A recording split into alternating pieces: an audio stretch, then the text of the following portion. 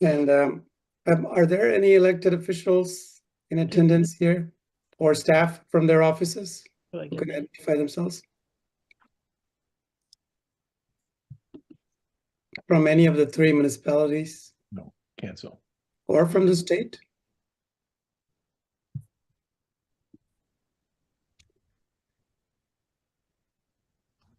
I think I see Joe next to Mary. There's an elected official. Hi, Joe.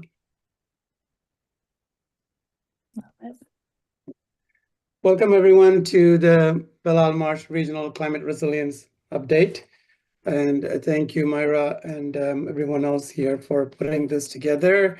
Thanks for all the stakeholders and everyone who's so caring and working extremely hard, and especially hard at this time of political climate that's not exactly friendly from the federal level, at least. But I'm really proud of living in these municipalities and this state where we value nature and ecosystems and value our connection to nature. And that shows here in what everyone brings to the table. I really appreciate this gathering. As the marsh is a home, what we call habitat for so many different forms of life, and everyone who lives around it in the form of human communities, it is important that we all continue to work to preserve it, even in the face of human caused damage as well as other natural damages. And I'm really glad to see that that work is happening here, and there's more and more action only about to come. And I'm myself going to hop off a little bit before I can see if I can join back. I have an international trip coming up, so really appreciate this opportunity to be here. Cindy, who's part of the Friends at Belle Marsh, will be speaking later on. Still stick around and listen. And I think I saw Justy as well from the Friends group, and I see Mary, and there may be others here as well. But of course, thank you all for being here and welcome. I'll hand it over to you, Kat. Anand, thank you so much. Elle, do you mind going to the next slide?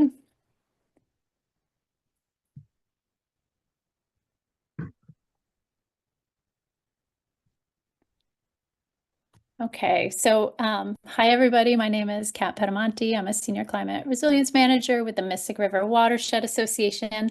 And we're going to start off first with some housekeeping around Zoom. So number one, tonight, Spanish interpretation will be available for this meeting. I'm going to turn it on in a minute. When I turn it on, I'll give everybody a minute to go ahead and go into your settings and choose either English or Spanish. But before we do that, Analia, do you want to also introduce the interpretation before we open it up? Of course. Buenas tardes, mi nombre es Analía, yo voy a ser su intérprete de español esta noche. Por favor, los canales no están activados, pero una vez que lo activen tienen que unirse al canal de interpretación, sea inglés o español, tienen que escoger uno para poder escuchar todo lo que suceda, y de la manera en que lo hacen, una vez que se active la interpretación, van a apretar el globo terráqueo y van a escoger su canal de interpretación, o si están en un móvil van a apretar más los 3 puntitos que están abajo a la parte de la derecha y ahí pueden escoger el canal de interpretación. Muchas gracias. Awesome. Awesome, thank you. Okay, I'm going to start interpretation. So now everybody, Elle, do you want to go back for one more minute?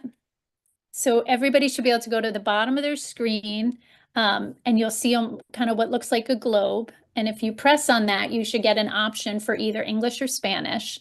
And just go ahead and click on whichever language you want to listen in. If you're not seeing that globe, you can sometimes try the bottom right of your screen as a circle with dots in it that says more. Sometimes you might find it there. If you are having any problems with this or in general in the meeting, please do feel free to chat the hosts and we can help out. But I'm going to pause for just a second as everyone chooses their preferred language before we move on. Okay, Elle, do you mind going to the next slide?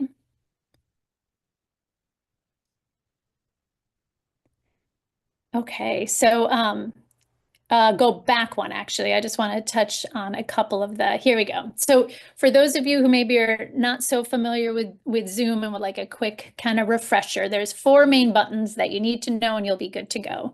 So that top button is to mute or unmute your audio. For the first hour, when this is all presentations, everyone's going to remain muted, but later on, if you want to ask a question, you can just tap on that button. And when the red line goes away, it means your audio is on. The second one down, that kind of picture of video camera, is your video. So again, if you can click it to turn it off or on. I do encourage everybody when we get to the discussion part to, if you're comfortable, come on video so we can kind of pretend that we're in person and not in Zoom, but here we are on Zoom. The third button is the chat button. So if you press on that, it will open up the chat. Do feel free during the presentations to, if you would like to send the co-hosts any questions or comments for the Q&A, you're welcome to do that. And then you're welcome during the Q&A to, again, either put things in the chat or raise your hand and unmute. And then this final button at the bottom is, if you look on the bottom for the smiley face and you press on that, you will get a raise hand option. During the Q&A, what we'll do is have folks either use the text or the chat or raise your hand, and we'll let people ask questions or offer comments in order. Okay, Elle, thank you. Do you mind going to the next slide? All right, so we will be recording this meeting for community members who could not be here tonight. We will put that on the Mystic River Watershed Association webpage. So that's mysticriver.org/Belle Isle Marsh. We'll have this recording. And I am going to go ahead and start recording now. If you do not want to be recorded, that's fine. You can just turn off your camera, turn off your audio, and put comments in the chat, and you will not be part of the recording. All right, Elle, do you mind going to the next one? And let me just get this recording. I apologize that it's not coming up for me. Oh, I see it. My apologies, everybody. All right, Recording in progress. There we go. Thank you for everybody for bearing with me. So quickly want to go over what the next hour and a half is going to look like. So the first hour, we're packing a lot of information into a bunch of pretty quick lightning updates. So we'll do kind of overview and introduction, a little background, and then we have 7 partners who will be giving quick sort of 5 to 7 minute updates on some of the work happening around the marsh. We are going to really stay committed to ending at 7 o'clock and keeping 30 minutes for discussion and Q&A. Elle, next slide, if you don't mind. And before I leap in here, also just making sure we'll do all the updates for the first hour, and all questions will hold to the end. Okay, so Elle, do you mind going to the next slide? So before we really dive in, just a little bit of background here. So, I think a lot of you are familiar with this. Belle Isle Marsh is, kind of refer to this, a pretty cool place. It is the largest remaining salt marsh in Boston. It's a designated area of critical environmental concern. It's home to, I think it's about a dozen listed or endangered species. It's really valuable and unique habitat. So it's really important to the wildlife. It's also really important to us humans for a number of reasons. But the reason I kind of want to call out right now and pertaining to this meeting is salt marshes really help protect us as climate change makes our storms more frequent and more intense. So salt marshes can act as a buffer to coastal surge or waves. They also can act as a sponge to soak up excess water. So they're really important areas for a number of reasons.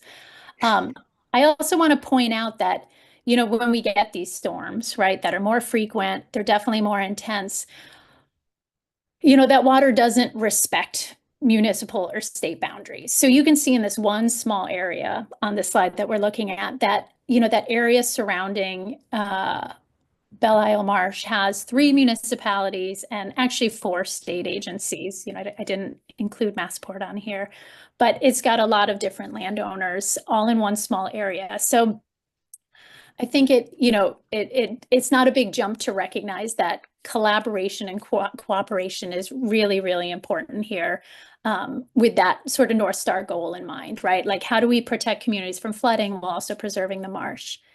So with this in mind, about 5 years ago, we applied for and were awarded a Massachusetts Municipal Vulnerability Preparedness Program grant to do some regional collaboration.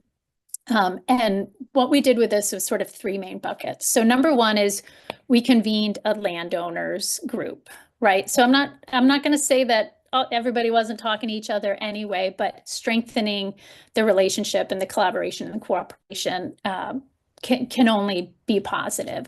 So that group has been meeting on a regular basis, on a monthly basis for about 5 years now, I think. At that same time, we also convened the community advisory group. So that's about a dozen residents from East Boston, Revere, and Winthrop coming together on a quarterly basis, facilitated by the Friends of Belle Isle Marsh. And this group will, meets with municipalities, state agencies as the planning and design efforts move forward on different projects. So the idea there being that, that way as the planning moves forward, the community can ask questions, offer feedback, bring this information out into their communities, and then bring back more feedback, more questions. So even if projects aren't necessarily community-led, they're strongly community-informed. And then the third piece is we brought on a consultant, Woods Hole Group, so we'll be hearing from Connor in a few minutes, to help us identify and then prioritize different projects around the marsh, working towards, again, this North Star goal. How do we protect community from flooding while also preserving the marsh? So I'm going to stop here and I'm going to turn it over to Connor to tell a little bit more about that process. Thank you, Kat. Hi, everybody. Again, my name is Connor Offson. I'm a coastal scientist with Woods Hole Group and have been working in the marsh here for about 3 or 4 years now. If you can go to the next slide, please. I just want to touch briefly on the vulnerability of Belle Isle Marsh and the surrounding communities. So through that stakeholder process that Kat talked about, we've been coordinating with agencies, state, and local, and nonprofit, all who have a stake in the health of the marsh and the vulnerability of people around the marsh. The geography of the marsh is really unique in the way that we've built ourselves around it. It varies from East Boston to Revere to Winthrop. Some areas are low, some areas are high, some areas have a big natural buffer, and some areas are right on the edge of the marsh and the waterways. So as a result, we have very different vulnerability to storms. And with climate change, sea level rise is occurring, and it's only going in one direction, and we're seeing worse and worse conditions year over year. So we're looking to we look to break down the shoreline of Belle Isle Marsh into manageable shoreline reaches, where we can start to envision how a project might look to benefit both people and habitat. These 11 different reaches here were identified as kind of geographically unique from a flooding perspective, similar vulnerabilities, similar infrastructure or residential versus critical infrastructure. And we identified different projects that could be pursued in those areas. There are several projects that have been taken and are starting to be run with. And that's what we're going to be talking about today. That's what all of these different groups are going to be speaking about their specific projects. Really briefly, what those are, numbers 1, 2, 3, 7, and 9 are all actively being studied, and different environmental or engineering analyses and solutions are being developed. The first is the Resilient Bennington Street and Fredericks Park project in the Northwest. The second is the Beachmont Resilience Project, which is a vulnerable residential neighborhood. Third is the Short Beach Winthrop Parkway to the northeast, which is a critical evacuation route. Number 7 is Morton Street Resilience Project, which is a residential area of Winthrop. That is, it's the lowest point, developed point around the entire marsh. So it is typically the first to flood. And then there's number 9, the Orient Heights Rail Yard, which is a piece of critical infrastructure for the Blue Line and MBTA right on the edge of the marsh. And all of that I have neglected to say. There's the marsh as a whole, which I guess is a theme running through all of these sites because DCR is here to talk about restoration of the marsh itself. There are other shorelines. Some of you might live along these numbers that are listed second there, and that's not to say you're not important. There are projects that were identified, there were vulnerabilities that were identified, and there might be a need to address these down the line. But by prioritizing our vulnerability and our infrastructure and our habitat, these active projects are the ones that are moving forward at this time. Next slide, please. I just really wanted to break down the kind of 2 pieces of CAT's North Star goal. There is habitat, and sea level rise is going to impact the habitat of Belle Isle Marsh. That vertical, measuring tape on the left-hand side shows where high tide is today, or 2008, at about 5 feet above the mean sea level, and where high tide could be in 2030 or 2050 and even 2070 under high sea level rise projections. And what that means to the marsh is that it's going to start to get pushed and squeezed between the ocean and our development. It might want to migrate inland and upland as a response because marshes need to live at or above the mean sea level. But if we don't give it the space to do so, that marsh might be drowned by our rising sea level. Next slide. However, simultaneously, as that sea level rises and our storms become more frequent or more intense, we start to feel pressures on our developed space as well. So this is a flood map showing year 2050 potential projections of storm probability. So the blue image there is showing an annual storm, the amount of area that we might expect to be flooded once per year come 2050. And that is a significant amount of developed area that needs to be adapted if we're going to remain and still occupy these areas and go about our business as we'd like to. So there is a real balance that needs to be drawn between habitat and development. And that's what these projects are looking to do. Next slide, please.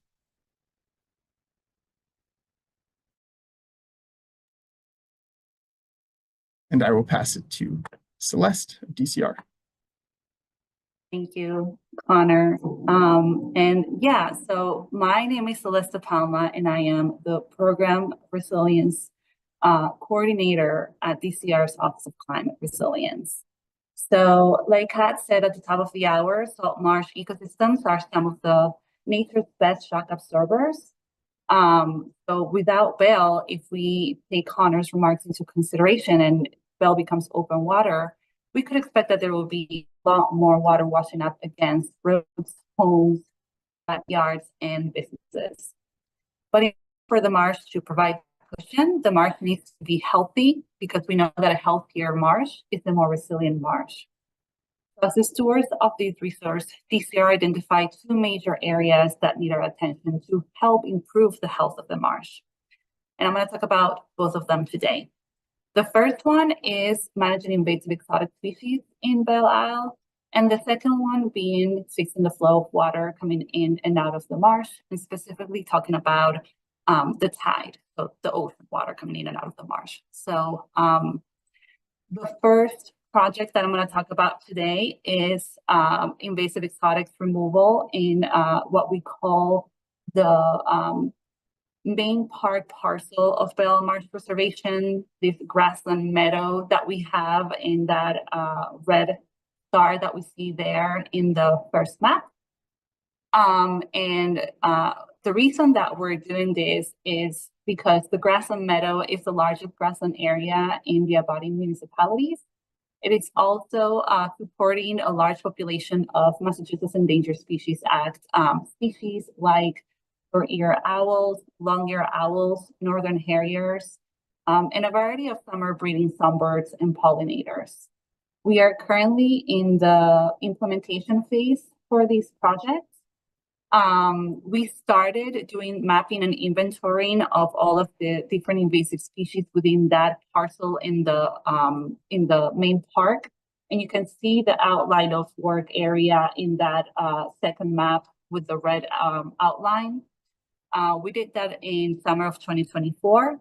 Then we filed for permits with the Boston Conservation Commission, and we received the order of conditions from the Boston Concom to be able to perform invasive exotic removals within this outline area.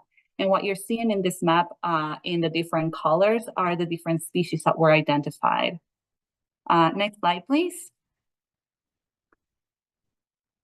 So here you have picture of conditions in the ground and the 3 different species that we identified in this parcel that include black swallowwort, bittersweet, and Phragmites. And next slide, please.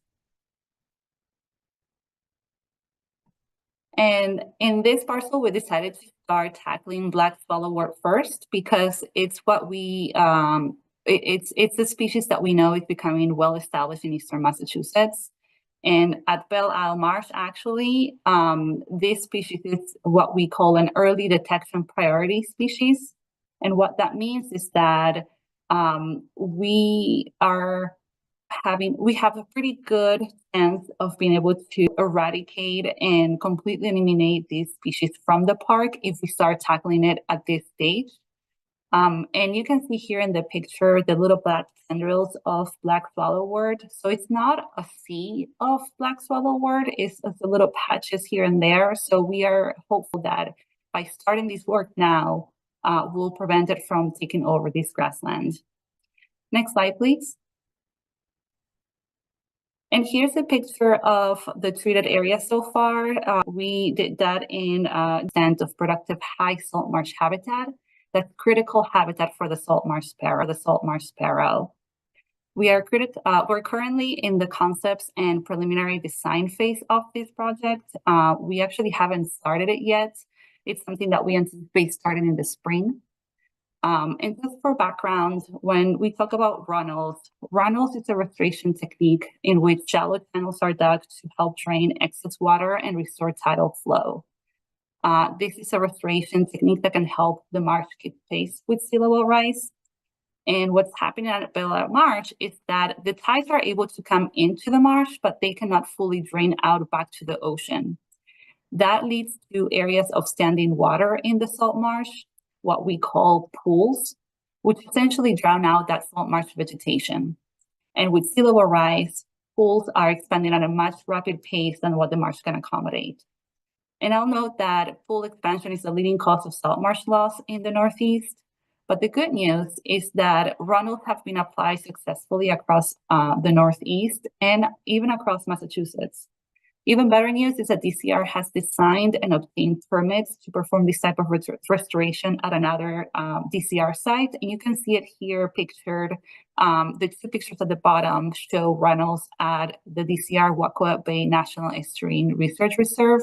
And we got some really good preliminary results from that work. So we're hoping to replicate that at Belle Isle Marsh. And just for illustration purposes, in the next slide, please. So let's just a quick time check here at 7 minutes. Yes, this is my last slide. This is just to show what the project looks like from that open water all the way down to vegetation back in the marsh. This was the Bucklers Bay project. And that's it. Thank you.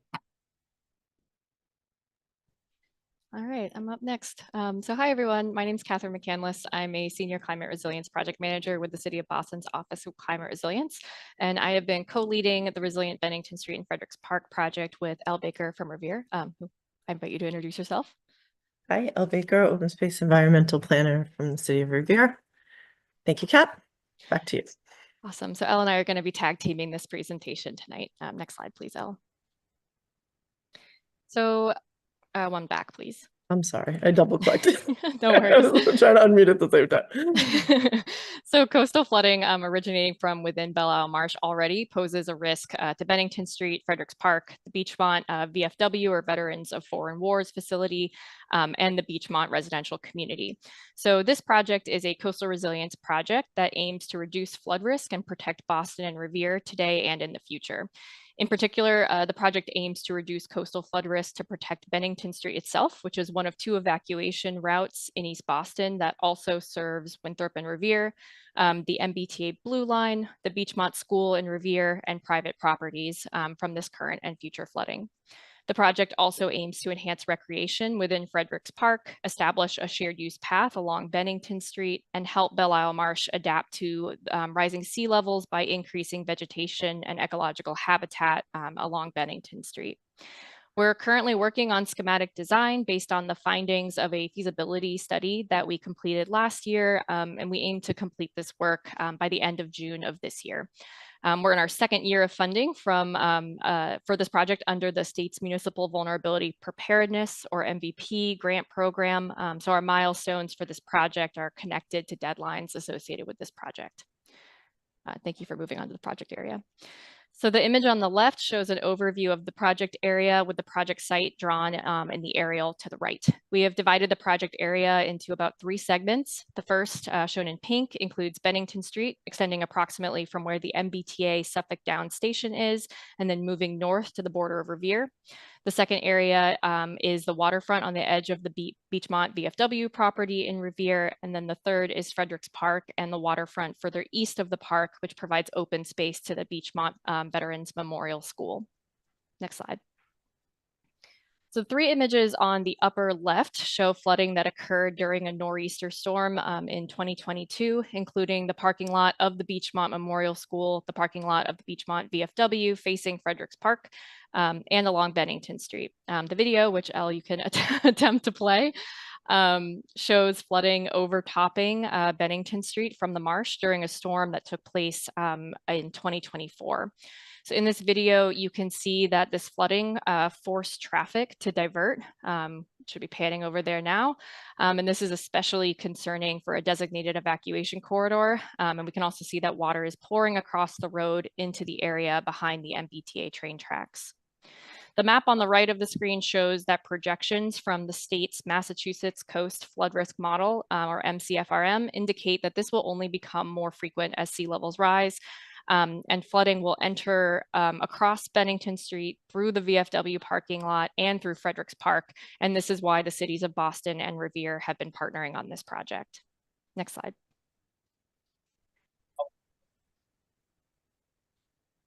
Thank you. So we initiated this project back in September of 2023 when we received our first MVP grant to further study coastal resilience strategies across this project area.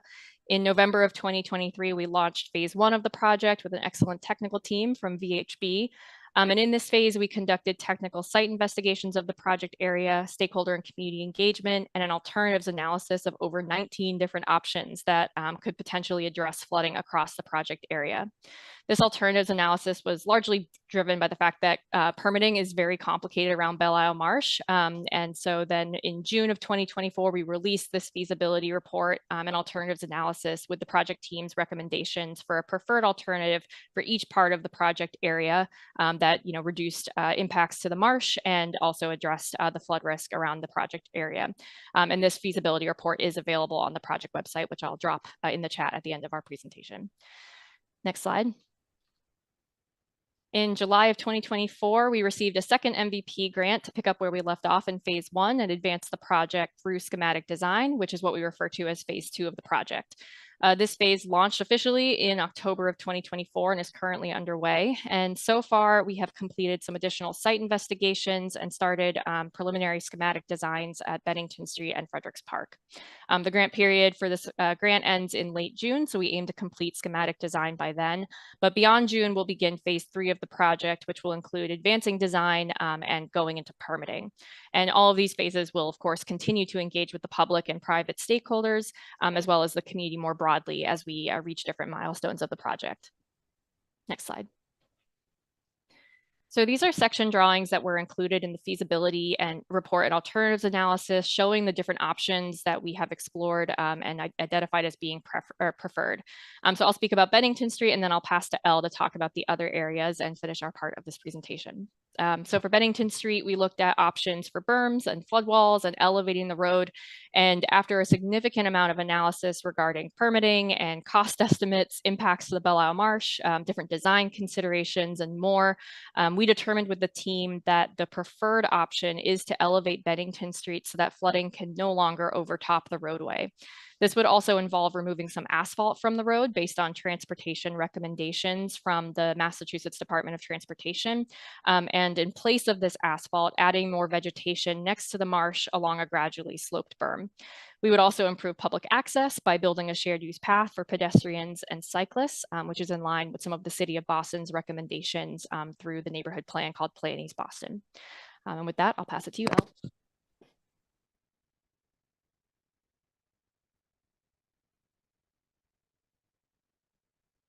Sorry. Thank you, Kat. So I just wanted to talk a little bit about Fredericks Park. We also have other stakeholders, but we're only making our way right now through the Fredericks Park programming design. So we're looking at potential programming that would increase soccer field, pickleball courts, basketball court, expanded playground area, seating, restrooms, potentially, equipment storage, and field lighting, which is something that is sorely needed in the city of Revere because we have limited amount of evening time play availability for many of the programs throughout the city. Some of the options that are being considered for Fredericks Park insofar as resiliency, as we are looking at potentially elevating the park slightly with a gradual slope to the marsh. We had looked at other alternatives as well, which included a berm, but we're leaning towards an elevated park concept with a gradual slope to the marsh. And we are also making evaluations as we're moving through the alternative analysis reassessment for the border of the VFW.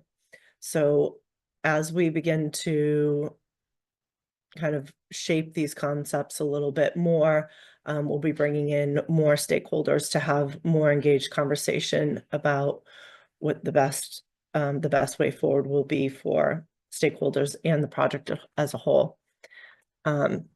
So that's where we are with Fredericks Park and with the Revere side of the project tying into Bennington Street. So for our next steps, we plan to complete the additional site investigations. So both Boston and Revere have submitted permits to complete the geotechnical borings in the project area, and that will inform the structural design. So like I said, we still have some items that are under evaluation and that we're still collecting data before we can move forward. We need to confirm the Fredericks Park programming and amenities within the footprint of the field. We want to address all the concerns that have been raised by stakeholders for the proposed flood protections and the access to the VFW with the VFW themselves once we are able to have some more information on that. We're going to schedule a public meeting specifically for this project and continue to work with individual stakeholders.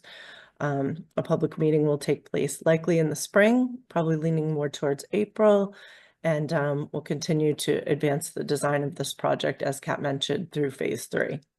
And if you want to stay up to date on any of the project documents or links to any meetings that have been had, you can check this link right here, and the slides will be dropped in the chat following. And that's all. Thank you, Kat. And I'm going to pass it on to Winthrop Parkway. Right, thanks, Elle. So I'm going to speak briefly about the Winthrop Parkway and different studies that have been going on in that area. Next slide, please.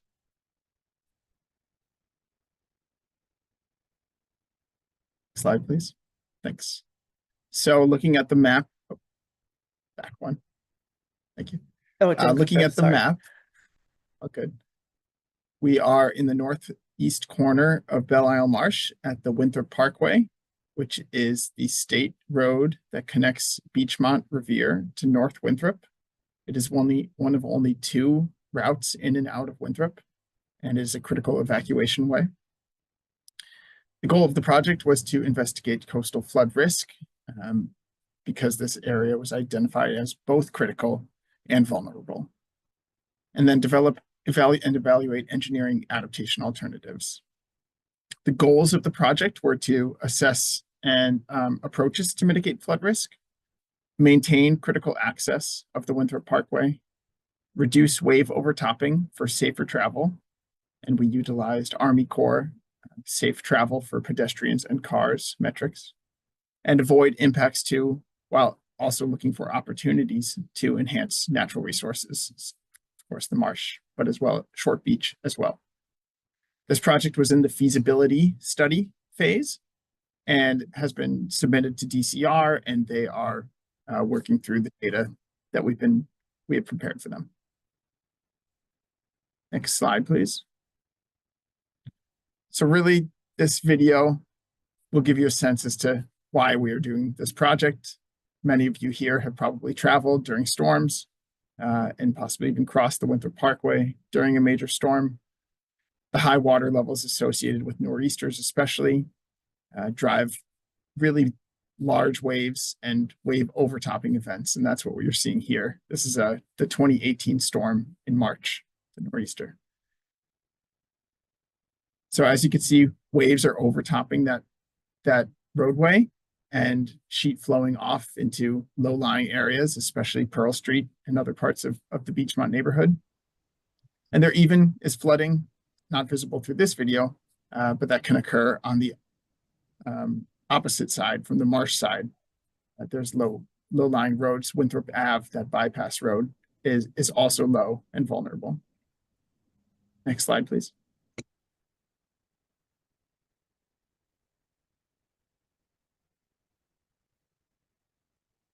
So what can be considered for adapting this area? It is an already hardened shoreline. So as many of you know, there is a large seawall present, and that's in that picture on the left-hand side here. That is the present day condition. There's a large concrete seawall. So working with those conditions and looking to preserve critical evacuation routes, it's hard to imagine different ways of incorporating nature-based solutions. Here, really, safety is the priority. So the considerations that we modeled were elevating that existing seawall, elevating and redesigning it.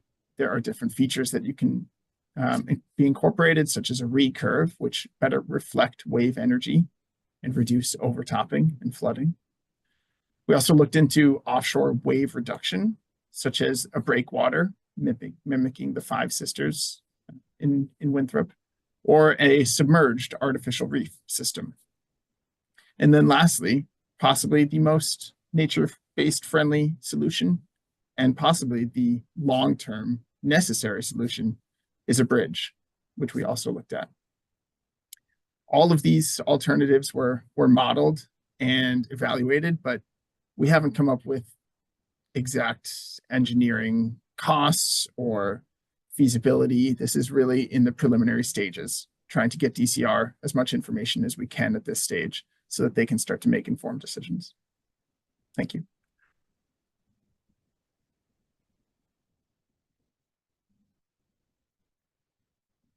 Hi, everyone. My name is Kristen Homeyer. I'm the Resilience Manager for the North Suffolk Office of Resilience and Sustainability, or NSORS, and I work for the cities of Revere, Winthrop, and Chelsea.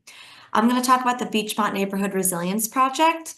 This project was identified as a high priority for the city of Revere from the 2019 Community Resilience Building Summary of Findings and the Belle Isle Marsh Climate Vulnerability Assessment and their Hazard Mitigation Plan, and from City Councilor Joanne McKenna, and from Beachmont residents. It is funded by CZM. Next slide, please, Elle.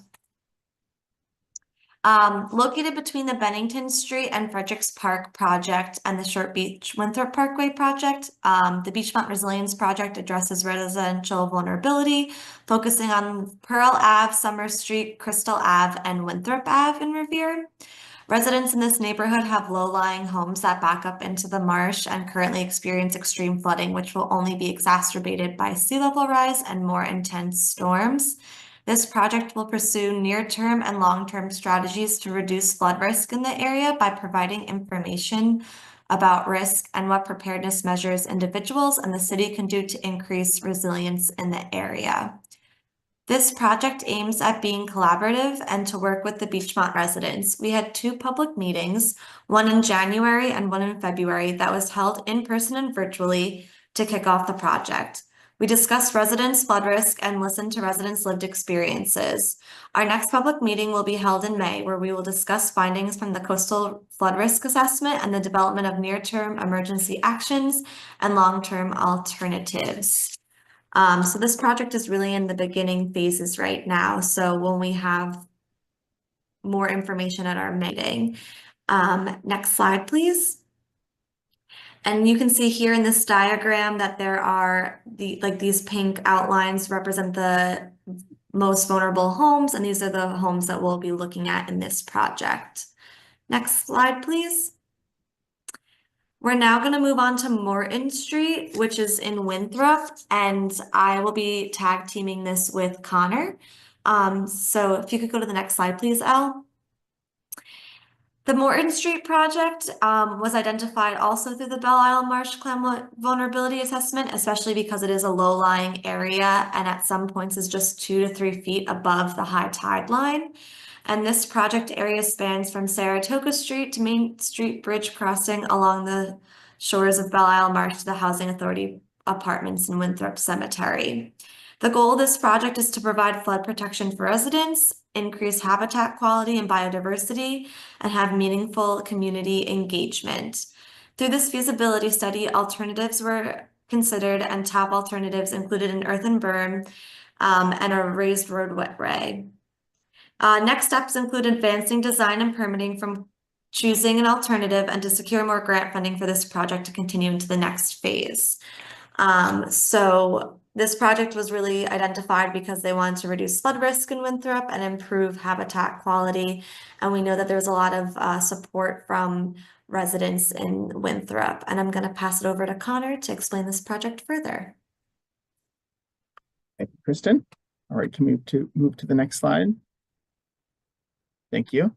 So I just wanted to provide a little bit more context as to why and what could be done at the Morton Street site in Winthrop. The why is really driven by coastal storms and also precipitation-based flooding. 2018, I think, was really the most impactful year for these residents and really a turning point into how the town saw the vulnerability of this stretch.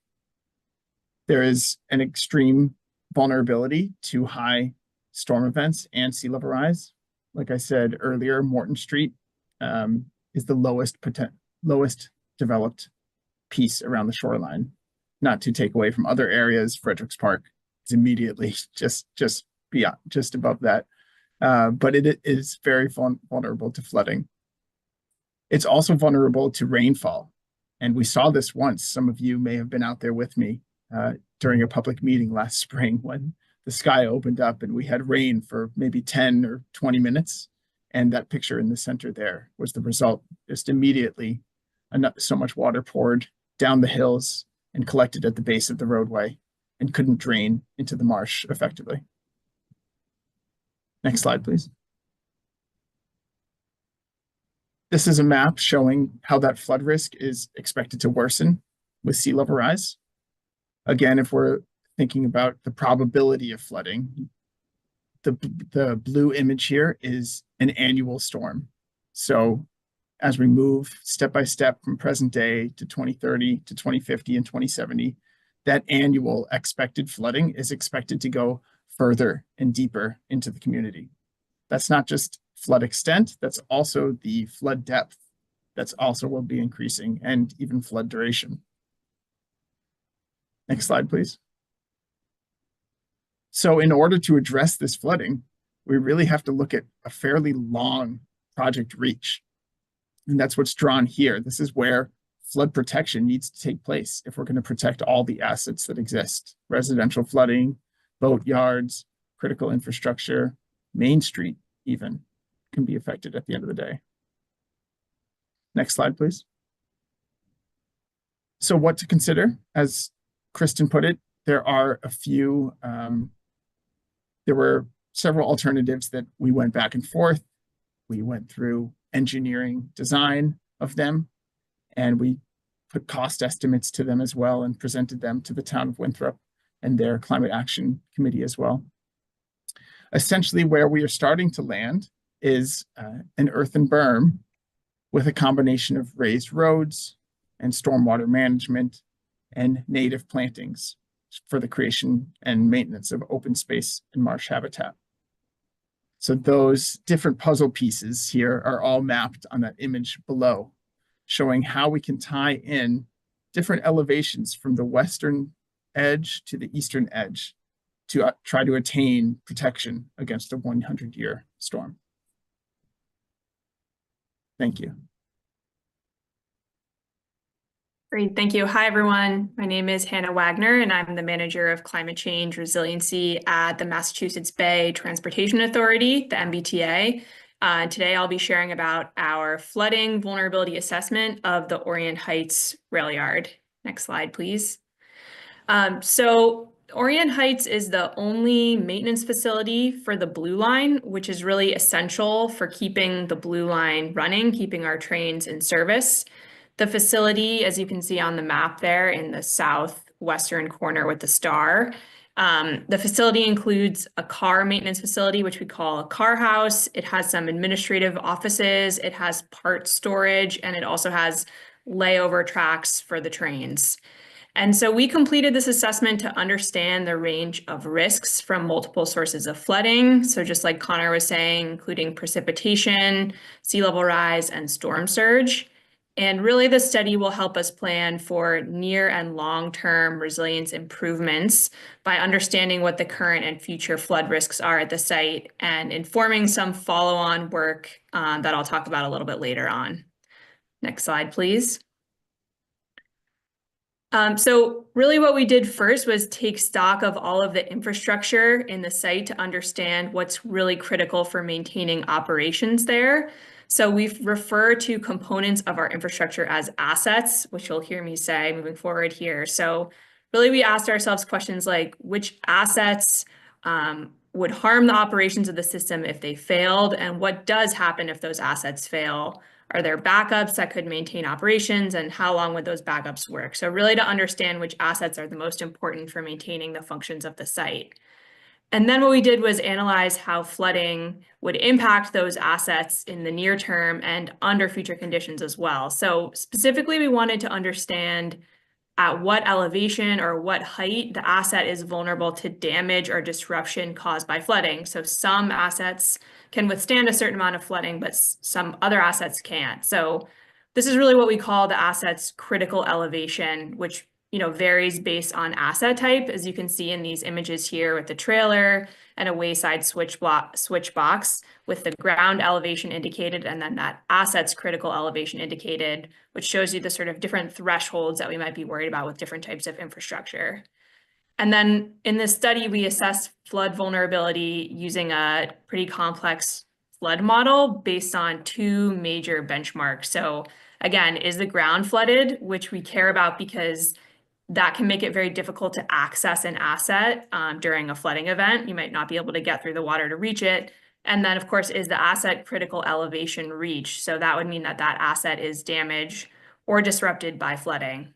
And overall, really what we were trying to understand is, again, which assets are impacted, what type of impact is expected, so that ground flooding or that critical elevation, higher level of flooding.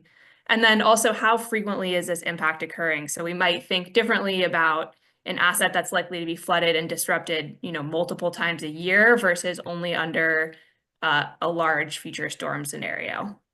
Next slide, please. So here's an example. I'm not going to go through this in detail, but here's an example of an output map from our study. that really helped us answer some of our key questions. So this is showing flooding from a 10-year storm in 2070, where the blue is flood depths, and then those dots on the map are sort of showing where our assets are and how they are impacted. But overall, using the results of this map and all other results from the study, we found that perhaps unsurprisingly, flooding is caused on the site by multiple sources. So insufficiently managed runoff on the site, as well as runoff and backwatering that are coming from adjacent areas onto the site itself. And also overland tidal flooding during elevations above sort of that certain level from Winter Storm Grayson, or we're getting to kind of 2070 mean high water, really begin to flood the site in depth. We're also seeing that groundwater rise will reduce the effectiveness of on-site infiltration trenches and basins, and that Orient Heights Station and the maintenance of way area, which are actually the furthest inland areas, sort of at the top of the site there, are particularly vulnerable. And that we also see the site is vulnerable to precipitation and extreme tide events today, and significantly makes sense. And we're likely to see the frequency of impacts to critical assets to increase dramatically between 2050 and 2070. So what are we doing next? We have these results, which are really informative to understand our risks here. And so for near-term risks, we're working on addressing the vulnerabilities sort of at the individual asset level, so hardening or elevating different assets. And then also to plan our investments related to long-term flood vulnerabilities, we'll be completing an options analysis to assess various long-term options for mitigating flood impacts across the entire site. And this will be completed with support from the Mystic River Watershed Association using some National Fish and Wildlife Foundation funding. So we're looking forward to continuing our work at this site. Thank you. And I'm Cindy Baxter. I am pleased to be the last speaker after many experts have presented. And I'd like to say that one of the things about what Friends of Belle Isle Marsh focuses on is that these are, despite everything you've heard tonight, they are exciting times. They are absolutely challenging times. We have heard a lot of different situations that threaten what we all hold and cherish dearly. But all of us are here because we're focused on Belle Isle Marsh. We've recognized that marshes are not what people thought they were in the 1600s and 1700s. Friends of Belle Isle Marsh has recognized that, yes, you can actually displace a drive-in movie theater, which in fact was on Belle Isle Marsh. So one can't say no to Belle Isle Marsh. So what is our strategy? First off, we do feel we can make a difference. And if we can go to the next slide, please. And this is my only slide. The strategy is really to increase awareness and outreach and engagement, because what you've seen tonight is exactly those three components.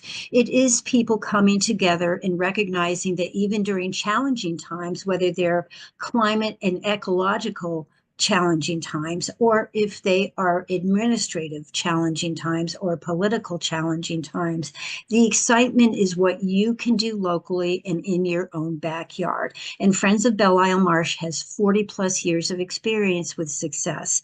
And that success is represented in everybody who's taken the time to attend today. So what are we not into? Well, there isn't much. Everything that we do is focused on community. It's focused on relating to our legislators who've been elected by all of us and making sure they understand what is important to us. It's working with the communities you've seen presenting today, whether it's the city of Boston, city of Revere, the town of Winthrop, or other towns that have similar experiences. It's really making sure that we're not just keeping it to ourselves, but in fact that we're doing, if you will, road shows, going to universities, going beyond the elementary school, the middle schools that we have initiated and done for several years, as Kat Piedamonte described with the CAG. we're increasing that awareness. And I have to say that every time we do this, including just this afternoon when I had the honor of presenting to Suffolk University with Sean Riley, who was on here from the DCR, there is never a moment where there is a lack of enthusiasm. So the deal is we've got to get out there. We've got to make sure people know that it's not just a Zoom, it's getting our hands dirty, it's figuring stuff out. And when it's climate change, when it's not necessarily the best scenario, whether it's a lack of funding, we all do better when we roll up our sleeves together. And that's really what we're all about. So we are really pleased to say that we've done a lot in terms of collaborative efforts, whether it's the municipalities and the conservation commissions. They may not always want to hear all of our objections, but we put them out there, we document them, and we try to do the best and the right thing for not just the marsh, but for our communities. We're also very focused on making sure that if there are things that may not be popular, like dog restrictions or domesticated pet restrictions, that we highlight alternatives so that we don't say no, but say, what about this? So that there are logical solutions that everybody realizes are available to the marsh. The solutions, just as Connor has presented and others have presented, that there's not always one answer, but there may be times that it's not always the popular answer, that we have to come together and realize there's got to be a way to get involved, to make small steps to take things to the next step in a positive way. The last item you see on here is legislative outreach, but I'm happy to say our officials are involved. It's been great, but that's really not the final point. The final point is the green arrow that you see going through. There are so many ways to get involved, whether it's reaching out to your elected official, whether it's contacting those who are on this call, whether it's joining as a member of Friends of Belle Isle Marsh, and we do hope that you will consider that, or if it's just doing some of the fun stuff that we sponsor, like our Harvest Fest or kayaking, or even this February where we had a crowd of people on Groundhog's Day walking in the cold through the marsh, and we all had a great learning experience. So we thank everybody for being here, and we thank all of the presenters, and please keep bringing others into the fold. There's so much to do. And all of this is going to result in better things if we do it together. And Kat, I turn it back to you. Cindy, thank you so much. And thank you to all of our presenters. Elle, do you want to stop sharing so everyone can see each other? All right. So I don't know how we did it, but it's 7:01. This is like the best timed presentation I think any of us have ever had. So we have half an hour left for any questions, comments. Y'all should feel free to raise your hand and ask questions. You're also welcome to put questions in the chat and we can read them out loud.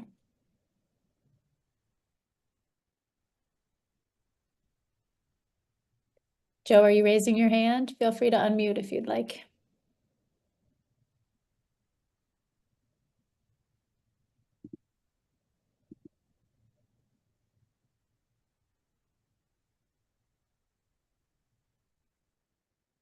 Okay. Well, thank you. And I'm a counselor at the town of Winthrop, and let me begin by saying we're extraordinarily thankful for the work of the NGOs in particular. If it were not for each and all of you together, we would be, from a Winthrop perspective, we would be nowhere where we are today. So our thanks for that. I do think if I could be critical for a second, we suffer from not hearing from formal public authorities about this stuff. It's great that we have education going on, which we could not afford to launch. Friends of Belle Isle Marsh and their partners have been really, really terrific. But with respect to communicating with the municipal government, where we do budget making, capital allocation, prioritization, we very, very rarely hear from the Commonwealth. And I'll point out to one thing in particular, and Connor knows a little bit about frustrations on this one, but that's the Winthrop Parkway. So Winthrop Parkway in isolation, Connor's got it exactly right. You need to figure out what those solutions are. But last year, I am told that parkway was closed 6 times because of storms this past winter, spring. Every time it closes, it means that 50% of our ingress and egress capacity has disappeared. And we have suffered, according to members of the DPW, more than 2 miles of backup trying to get out of Winthrop through Orient Heights onto Bennington Street. So if you think about that problem, which we can't get fixed, and then you superimpose it into big construction disruptions on Bennington Street and on Winthrop Parkway, the nature and sequence of those disruptions need to be discussed early on. Who's going to go first? What's happening? What's the interim condition? You know, what happens if Bennington Street is compromised, as an example? And meanwhile, we have a severe set of spring storms where Winthrop Parkway is closed for good. Those are the kinds of things I think we need to have, and we're not having them. And I would encourage whoever can make it happen, ask the DCR to be in contact with our town manager, Tony Marino. He's really, really terrific. And we now have a climate commission that's co-headed by, I think, 2 people that you all know, Norm Hyatt and Anna Leary, and get that dialogue to happen much more intensely across the board on all these issues. Thank you. Thanks, Joe. I will add one comment and then open it up for others. Like, your points are all good ones, especially the coordination. And I think that's why we have, you know, with that initial MVP grant, did try to, we got those landowner meetings going to try to make sure that communication and coordination was, you know, strengthened, if nothing else. But do other folks want to add to that or have any other responses?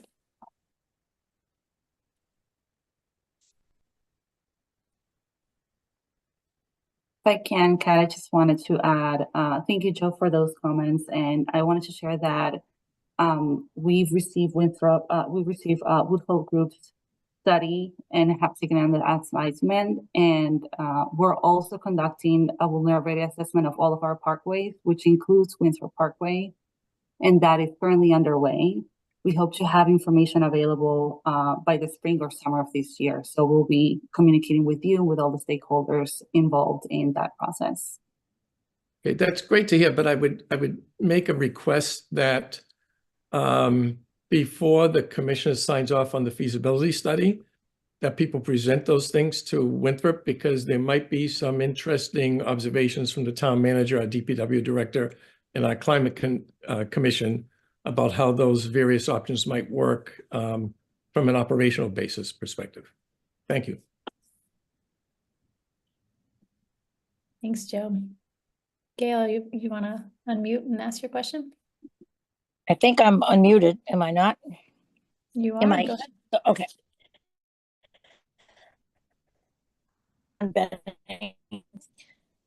I was at a lot of these meetings, so wondering, we've been looking at these. Gail, can I interrupt you? You're really hard to hear. Oh, I am? That's weird. Okay, How you're about better again? Try again. Okay. With regard to the Bennington Street concerns, have we engaged Suffolk Downs to participate in this? And are we factoring in the pumping station there and the future development at Suffolk Downs? So I'm very concerned about that. And one other little tidbit I want to have the town of the Revere or city take into consideration at Fredericks Park is with regard to lighting. I mean, I know this is future, but it's not a great idea to light up that area necessarily at night, maybe for a few hours, but if it's going to be long-term lighting, it really will impact. I think the bird life at Belle Isle and other natural creatures there, or wildlife creatures there. So we don't want to change that environment too much. So I think I would hope they would keep that in consideration. So, but I'm most concerned about the Suffolk Downs project and how that's going to impact all of that area, actually. So Gail, you were a little hard to understand. I'm going to restate your question. Feel free to jump in if I get anything wrong, but it sounds like in terms of Bennington Street, your question is around coordination with HYM and Suffolk Downs. And then in terms of Fredericks Park, it was around the lighting. Is that right? Yes, correct. Okay, thanks. Hi, Gail. Thank you for your questions and your concerns.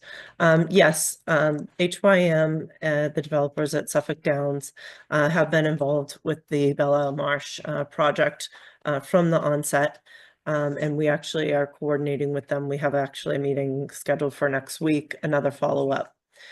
So yes, we are working closely with them, and just to let you know that we have been doing so all along, and thank you for that. And in regards to lighting, it would not be lighting the space for the duration of the evening. It would just be short term, really, for, when we get to the fall months and the early spring months, when we're having times where it gets dark so early. It really limits programming for youth within the community. So it would really be, probably like 9, 10 o'clock the latest, and then those lights would go down, much like other fields across the city. So it wouldn't be, a disruption throughout the evening and lighting it artificially throughout. But that's a very good point, and thank you for raising it. Okay, but I would like a little update as to where we are with Suffolk Downs, because if we're at a juncture where we can understand what their future vision is for impacting Belle Isle and their flooding and their overflow, their projected overflow into the market, I think we'd like to certainly hear what they have to say, and I'd be curious as to know where you're at with their in an update with Suffolk Downs. So that would be a separate meeting, because this meeting is really for the Fredericks Park and just around the Belle Marsh, and I don't have any representation here from Suffolk Downs particularly, but we could reach out to them if you're looking for some more information. You can feel free to email me. It's ebaker@riviere.org. Okay, great. Thanks, Al. All right. Thank you, Gail. Thank you both. Other questions? I have a question and a comment. The first is a comment. I want to give Analia a compliment on her Spanish skills. I listened to the presentation in Spanish. A lot of this information I had, heard in sort of different areas. So I figured I'd try the Spanish, and it was really good. So I give her credit for that. Good job, Analia. And I think it definitely speaks to the importance of, connecting with different communities. So I think that's important. My question has to do with the other two entities, which may have been kind of briefly talked about, the VFW and the Beachmont School. Has that been something that has been considered in terms of future planning and what you guys are going to be doing? Is that part of this project? It seems like it's the Bennington Street and, both in Boston and Revere, and then Fredericks Park, but the actual school, is that something that is part of this long-term plan that we're talking about? Or is that something that we haven't quite looked at too much? And I'm sorry if I missed it, because obviously I wouldn't ask if I did. No worries. It's a great question. So when you say in terms of the school, so we are looking at resiliency to reduce flood risk for the school.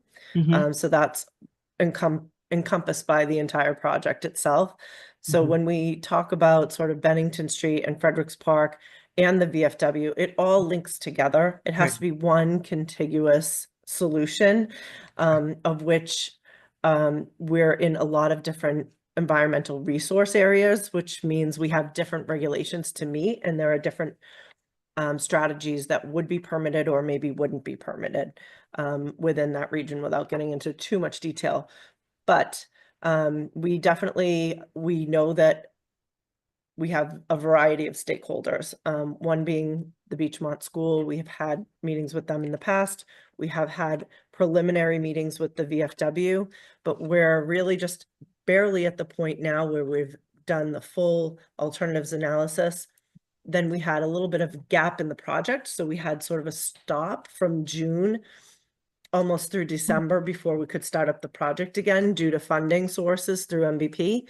So once we were able to start the project up again, We've done some additional site investigation. We've just permitted to do some more borings in both vicinities for the Bennington Street and the park area, just to do some more analysis.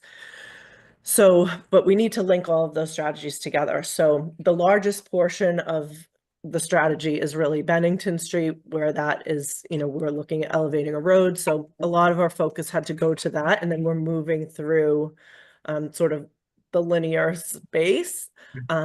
So we will be looking to schedule meetings with the VFW probably towards the end of this month. We'll be in a better position to do that and work with them to figure out, we have to connect A, B, C all together, as well as additional stakeholders, but beyond the footprint of Fredericks Park, just beyond. So it's all in the works.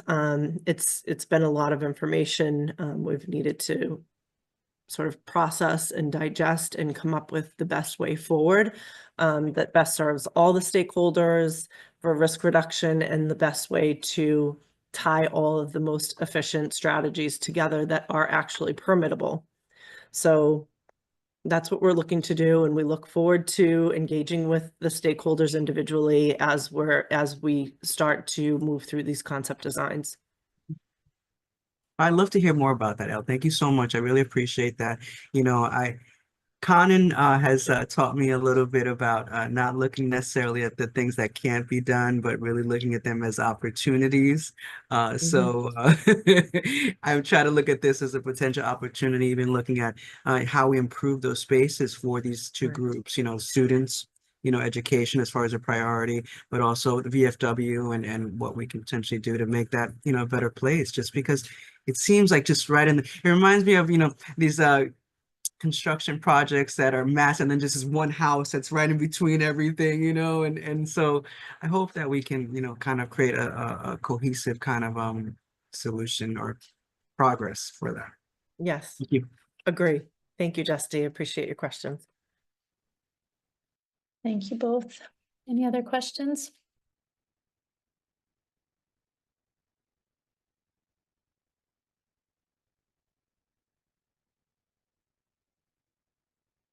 Okay.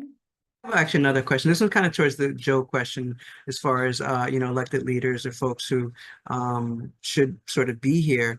Is there something that maybe this wasn't necessarily communicated to them in a sense, or they just kind of figure if they show up, they're going to be asked all kinds of questions, or is because theoretically, we'd have them here right in a place like this too.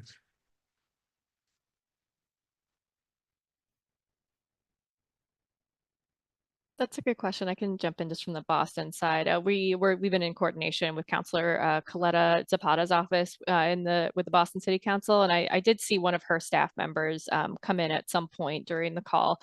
So they're at least up to date on the projects that we're working on in the Boston area, and are in coordination with the city about these different issues. Thanks, Kat.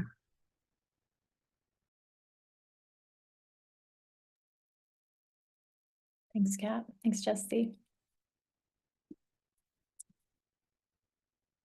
All right, I'm seeing in the chat, Conan is highlighting that the annual meeting, your Friends of Belle Marsh annual meeting, Sunday, March 16th, 2 p.m. at 222 Bowdoin Street in Winthrop. So I'll put that in the chat as well. So hopefully we'll see you all there. Any other questions, comments, anything?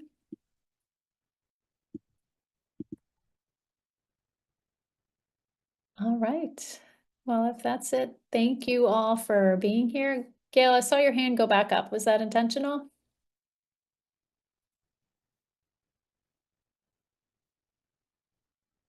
All right. I'm going to assume not, but feel free to unmute if you do have anything to add. And I think at this point, if there's nothing else, I will wish all you guys a good night. And thank you all for coming tonight. And thank you for all the presenters. And that was a lot of really great information and for a succinct amount of time.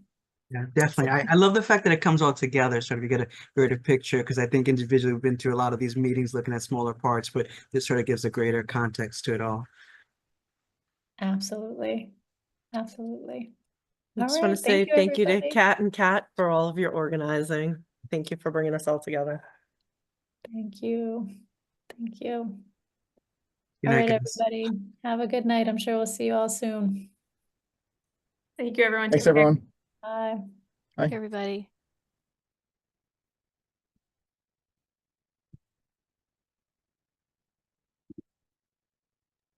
Kat, just a friendly reminder to stop the recording so it'll save.